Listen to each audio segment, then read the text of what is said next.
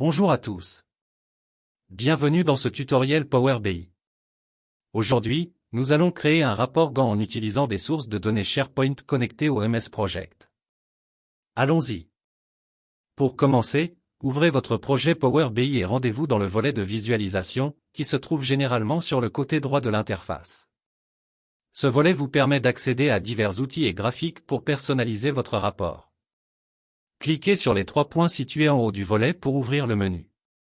Sélectionnez l'option « Obtenir plus de graphiques » pour accéder à la bibliothèque de graphiques supplémentaires de Power BI. Dans la barre de recherche, tapez « Gantt » puis appuyez sur « Entrée ». Vous verrez plusieurs options de graphiques Gantt apparaître. Sélectionnez celui qui convient le mieux à vos besoins, puis cliquez sur « Ajouter » pour l'intégrer à votre projet. Une fois que le graphique Gantt est ajouté à votre projet, cliquez dessus pour l'intégrer à votre rapport.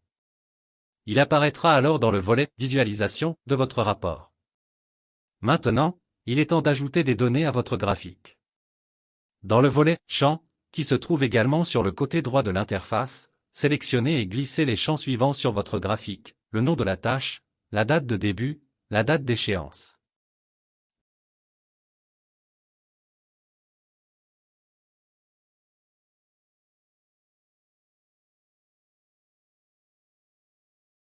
Ces champs sont généralement situés dans votre source de données. Enfin, ajoutez le champ « Projet » en tant que catégorie sur votre graphique.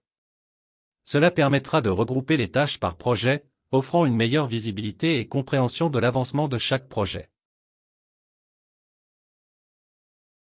Glissez le champ « Récapitulatif » dans le volet « Filtre » afin de filtrer les tâches non récapitulatives dans le rapport Gantt. Assurez-vous de cocher « Non » pour ce filtre afin d'inclure les tâches non récapitulatives. Maintenant, nous allons nous pencher sur la création d'un segment spécifique pour notre projet. Les segments dans Power BI nous permettent de regrouper et de filtrer les données en fonction de certaines valeurs, améliorant ainsi l'analyse de notre rapport. Pour créer un segment, dirigez-vous vers le volet « Visualisation » et cliquez sur l'icône « Segment ». Une fois que vous avez ajouté ce visuel à votre rapport, vous allez vouloir sélectionner « Nom du projet » comme valeur du segment. Cela signifie que vos données seront regroupées en fonction des différents noms de projets que vous avez dans votre base de données. Ensuite, rendez-vous dans le volet de visualisation et choisissez l'option « Mettre en format le visuel ». Cela vous permettra d'ajuster l'apparence de votre segment pour qu'il soit visuellement attrayant et facile à comprendre. Dans les paramètres de format du segment, choisissez « Vignette ». Cela donnera à votre segment une apparence propre et organisée, avec chaque projet clairement défini par sa propre vignette. Cette présentation facilite la lecture et l'analyse de vos données. Maintenant, ajoutons un segment pour filtrer les ressources. La colonne assignée à est celle des ressources, liées avec MS Project. Cette colonne ne se remplit pas si les ressources n'ont pas de compte Microsoft, comme c'est le cas dans notre projet. Donc, nous allons créer une nouvelle colonne « Ressources » et la mapper avec SharePoint pour l'afficher dans le rapport.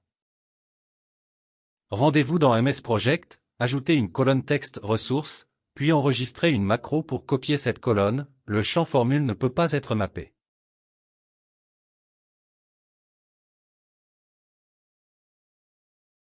Pensez à lancer cette macro à chaque fois vous faites une modification pour mettre à jour cette colonne.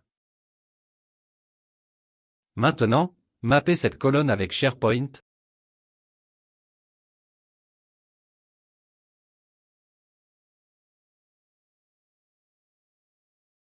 Allez sur SharePoint, ajoutez cette colonne à l'affichage par défaut.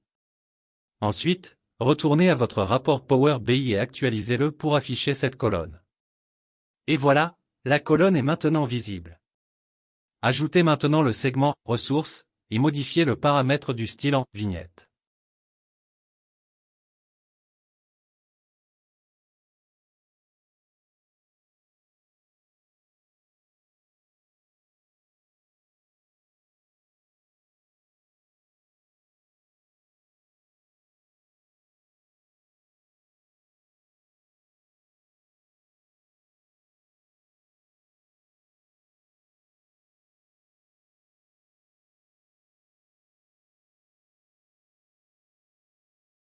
Testez, et voilà. Votre rapport Gantt est prêt. Merci de nous avoir suivis dans ce tutoriel.